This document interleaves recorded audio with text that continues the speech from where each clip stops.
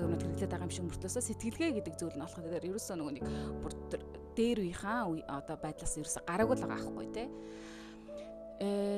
Гараагүй байна гэдэг чинь бол мэдээж хэрэг энэ нь бол одоо биднээс шалтгаалсан зүйл бол биш. Бидний иймэрхүү байдлаар одоо энэ нөгөө аратналаг, энэ чөтгөрлөг өвчнүүд одоо бидний тархийг энэ байдлаар кодлсоор хагаад ийм чанар руу оруулчихсан.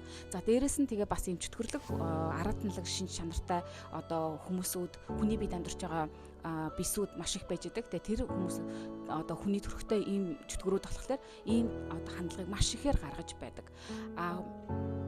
Одоо өндөр хэмжээсэн ч юм уу те ийм эрүүс харуул одоо маш дажгүй одоо өндөр хэмжээсээс ирсэн сүнснүүд бол мэдээж хэрэг дандаа асуудлуудыг хайж яадаг. Тэгээд ямар ч одоо хүн одоо хар хүн байсан ч бай те инэтхэн хүн байсан ч бай тэр хүмүүсүүдийг дандаа нэг тийм зөөлөн сэтгэлгээгээр те хүн гэдэг шинж чанараар нь олж